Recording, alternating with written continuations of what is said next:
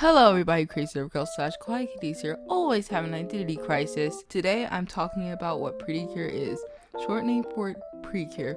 I've always talked about Precure on my channel, but after somebody told me that they didn't really know what I was talking about, I thought this video would be a great idea. I've always rambled since my Precure videos are chill for me, but this is basically to define the basic premise and idea of all the videos I've created on my channel and Precure in general. There are a lot of semi-spoilers from this video, so beware. Precure is a magical girl series that was created on February 1st, 2004, with the original series being Futari wa Precure aimed at young children, but many of its viewers are older. Precure has many seasons with various themes, like the current season as of 2023, Delicious Party Precure, which is focused on food, or Sweet Precure, an older season, being focused on music. Precure is essentially a magical series that very obviously has magic, but has a larger focus on physical contact. There are various fighting skills, like in Futari wa Precure, the original series I just mentioned, focuses on strong loads of punches and kicks. Another season that is also a Futari wa season, which is Splash Star, which has a heavier magic use. The magical girls themselves are called Cures. They have the word Cure before their name, for example, Cure Peach and Cure Berry. Cures also have very specific powers ranging from fire, water, ice, plants, wind, etc. These Cures fight villain generals that fight the Cures sometimes, but they mainly create monsters of the week, essentially monsters that a weekly show has. Spider-Man, I think. Yeah. For example, Smile Precure has Akambis and Healing Good Precure has Byokins as monsters of the week. They are essentially big monsters that shoot projectiles or manipulate aspects of life. These monsters can come from people or objects.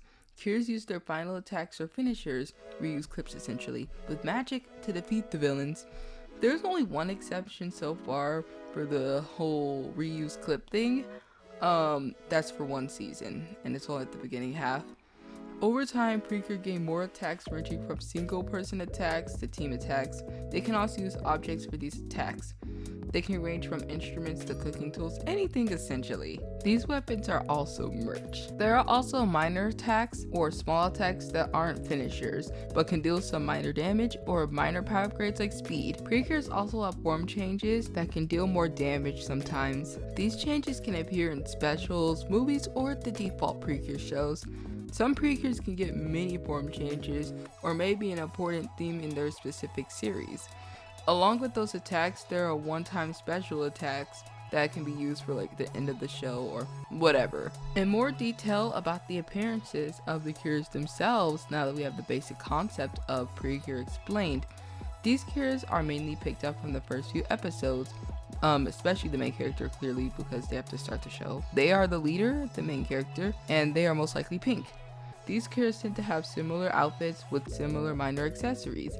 There can also be 6 Rangers, or more known as mid-season Cures, though sometimes they aren't really mid-season. These Cures are more likely to be introduced later on in the show and develop with already present main character Cures. So far in Precure, 1 or 2 Cures join the team. Only 2 seasons don't get any extra Cures, but 1 season of those is debatable as there are technical members that join the team. There are also 2 characters in Precure that don't have the name Cure in their name. They're still counted in their respective series along with the fandom, but that is just something to mention. Mid-season Cures have outfits that tend to be unique and different from default team Precures or the Precures that have started their series.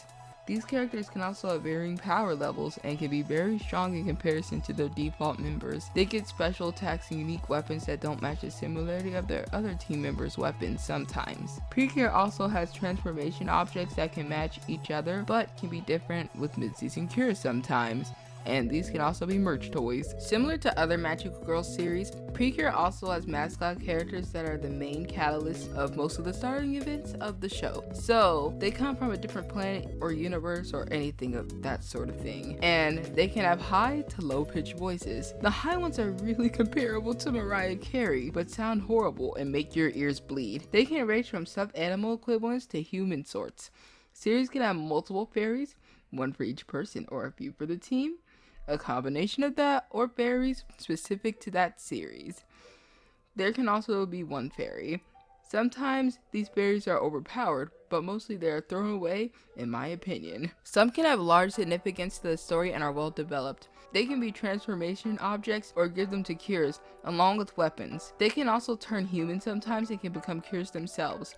But the most important reason for these fairies is merch. Precure also has a lot of media. There are crossover series like Precure All-Stars consisting of all the cures at a specific time, or movies for each respective Precure series, along with other forms of media, for example, manga, which isn't the original source material because Precure, the anime, is actually the source material. There are other shows like real life creepy play shows with those ugly Precure puppets, nightmare fuel.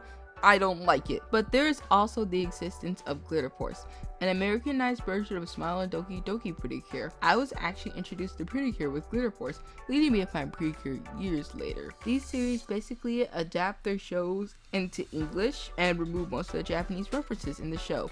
They also have other languages. They change their names. There are no cures, they're now glitters, and a lot of lines are changed. It is basically for kids, but it's a band. Smile Precure's adaptation is more loyal than Doki Doki, as there's a chunky chunk of episodes missing that matter to the plot in Doki Doki. Doki Doki has a lot of cut content for real. I just had to mention it as it is a form of media, but the show is discontinued as the band is out of business. Now Hasbro has the properties to it. In my opinion, I don't want Glitter Force anymore as it is cultural erasure. Kids would have enjoyed watching something from a different culture as I did, along with other kids clicking on it, knowing it was anime. They could have just been dubbed Precure. I think I did a decent job on talking about Precure basics. I might do another one if there's more for me I need to talk about. I really hope you enjoyed the video, but also don't forget to subscribe if you like my video, I guess. Follow my DeviantArt, follow my Twitter, follow my Instagram, follow my Reddit. They're all variations of Crazy Derp Girl or Kawaii Kitties. I will have it down in the description. I am drawing Hinata Hyuga from Naruto. And if you are wondering what's going on with Precure, like my comic, it's coming together.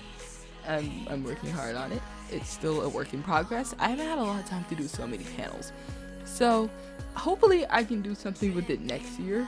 Or not next year, oh my god, right now it is 2023. It's January 1st. But, it's a work in progress. I think I'm doing enough progress. So, I will see you in the next video. I hope I explained Precure enough so people can understand it more. I'm gonna leave now. Bye!